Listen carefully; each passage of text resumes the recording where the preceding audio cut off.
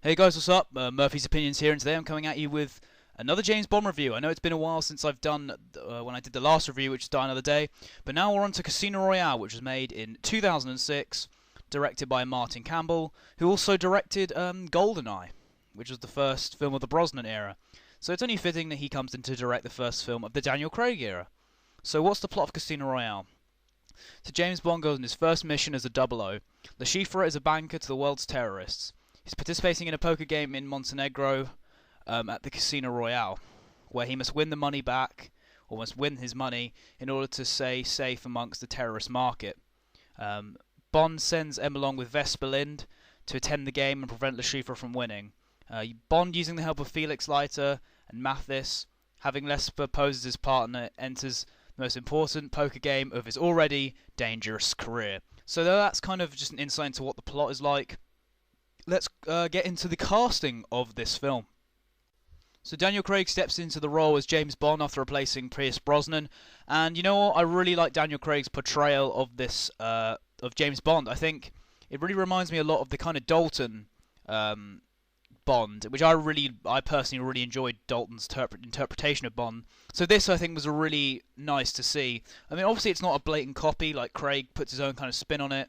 But I think one thing I really liked about Craig's and indeed Dalton's was he seems more human. You seem this is a Bond where he feels more human than a lot of the other Bonds, which I think was kind of with like Connery and Moore and Brosnan, they felt kind of like more like superheroes than actual people, because I think at the end of the day, a lot of people actually kind of forget that James Bond is actually a human being. He's not just like a machine or a man. This guy is a genuine person. Well, this guy is supposed to be a human being. But I really did like Craig's portrayal. I think he would go on to play Bond even better in future films. But this was definitely a great start. And we got Vesper Lind, played by Eva Green, and I definitely think this is probably the best Bond girl in the entire series. I'd probably put her just ahead of Tracy from On Her Majesty's Secret Service. I just genuinely think that she's given, we get to know her character the most, I think, out of all the characters, along with Tracy. And I just think her and Bond have a really good chemistry with one another, and you genuinely buy the kind of love, and you genuinely buy that Bond actually falls in love with her. Like it's not one of those things where they just sort of there's actually time given for the relationship to kind of blossom and that sort of thing. So I really do like Vesper Lind in this film. And then we have Le Chiffre, played by Mads Mikkelsen, a really underrated villain, actually. I definitely think he's one of the most underrated villains in the entire series. I don't think Le Chiffre really gets enough credit, but I think Mads Mikkelsen does a great job here. I like the kind of route they took with Le Chiffre. Like, they made him more, like, they made him seem more human, but they didn't make him really weak. Like, obviously he's, a bad person, and he's kind of he's more of a pawn than an actual someone in control. But he's just someone who's so desperate and wants to just get that money back that he makes out for a really good villain. And I really like the kind of inhaler and the just his whole kind of appearance. I think Mads Mikkelsen does a really good job here, and in my opinion, he's one of the best villains in the entire series. We've also got a kind of side villain who we see in the next film as well. Mr. White, played by Jesper Christensen. I really do like Mr. White. I think he's a very underrated character. I'm still under the belief that maybe he should have been the main villain in the next film, Quantum of Solace, but we'll sort of get onto that later, but in the next review. But for what he does in this film, I like Mr. White. I think he's a very underrated character. And obviously we've got Alex Dimitrios, played by Simon Akron. And he's mainly just a character that kind of shows us how Bond got his Aston Martin. He challenges. He's obviously playing Bond at poker. He puts his car on the line. Bond beats him. I think despite not having much screen time, he is a character who I think he just gives off that kind of he gives off a really kind of slimy vibe, which I really enjoy. And we also see his wife, Solange, I believe it's pronounced, Demetrios, played by Katrina Marino. She's, I'd say, more involved in the plot, as obviously, Bond uses her to get information out of her. She's a really likable character, and it is really kind of chilling as well to see her killed, sort of, and her body just sort of lying there. It's really creepy, actually. So it's very sad when we see her die. And we finally see the return of Felix Leiter for the first time since License to Kill. And he's played by Jeffrey Wright, who I think he's definitely probably the second best Felix Leiter.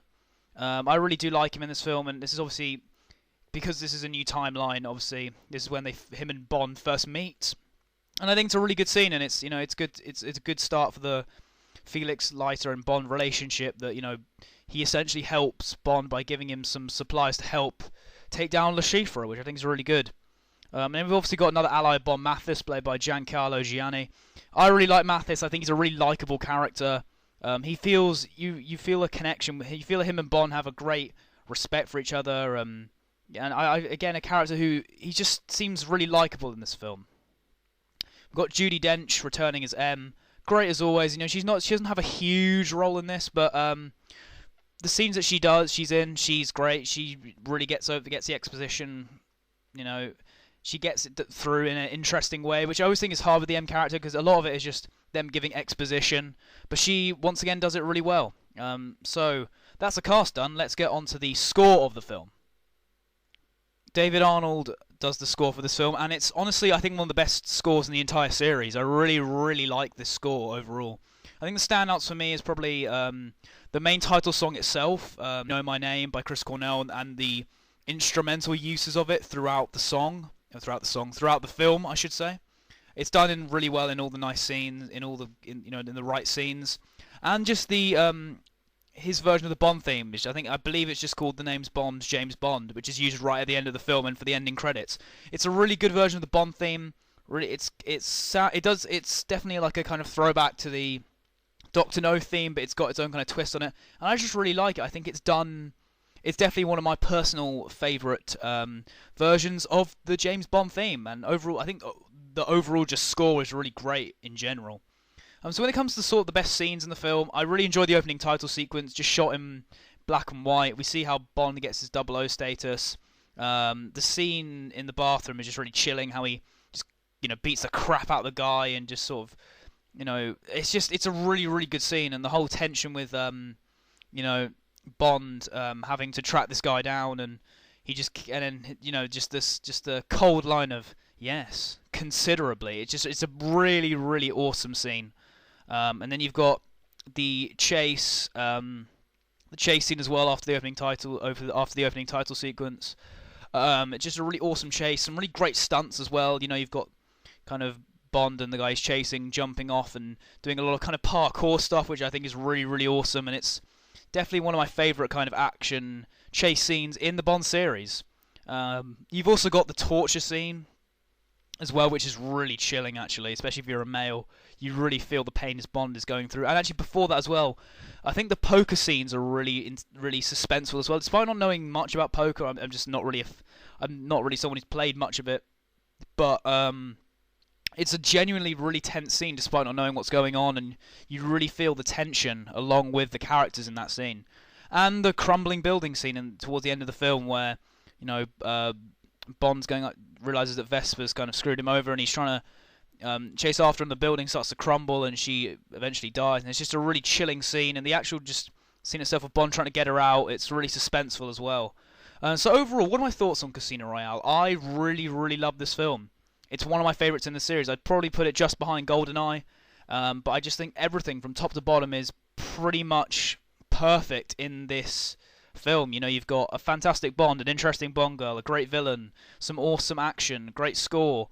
Just everything I think falls into place for this film. I can't really criticise much about this film. I just think it's a fantastic way that...